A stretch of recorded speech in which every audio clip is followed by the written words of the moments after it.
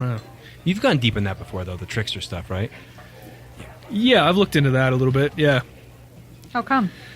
I don't know, I just find it fascinating. I think, it goes back... You can't see the forest through the trees?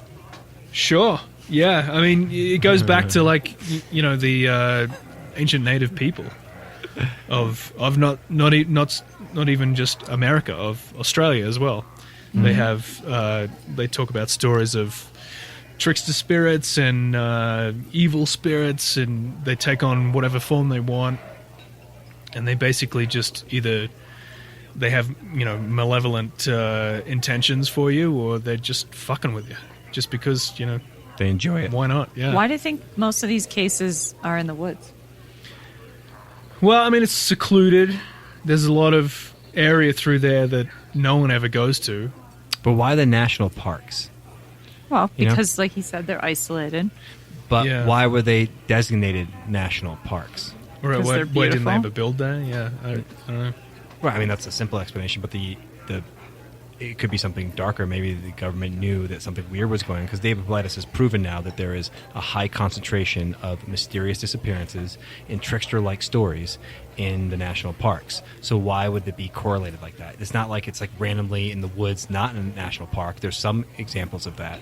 So why would the U.S. government designate these national parks, protect it so no one can really build there, and you can hike if you want to, but you can never develop there? Like, why would they do that? And why? Because it doesn't make. It's not like this happened after the fact. It's not like we made national parks and suddenly there's a lot of missing people there. You're saying that there's a reason where they sort of cautioned off that area? Well, I'm questioning. It seems maybe. Like where we're going, but anyways. Let's bring it back to the hippies of Stonehenge. So you were like, this poor hippies, bullshit. But yeah, no, I'm not saying it was bullshit. I'm just saying that it could be expert. I mean, you shat all over a story. I did. I took a yeah, but then we just had a million stories about possible portals. I mean, look. Yeah, I mean, in the scheme of things, it could have happened. No, I'm not. Yeah. Oh, I want to believe it happened. Believe me, I'm more. Yeah. I really wanted to get that story, just kind of tipped my brain a little bit. So then I started finding people who are doing research on the frequencies of that location, and why the ancient people probably picked it, which is what I was talking about, the ley lines crossing, and why it was an important place to build more magnification of that energy, which we just discussed in this episode, which is bringing certain rocks have a certain kind of quality that hold a certain frequency. Yeah. We discovered it's sandstone. We did. But also granite. Listen, rocks, stones, stay away, people. It's dangerous. They're sharp.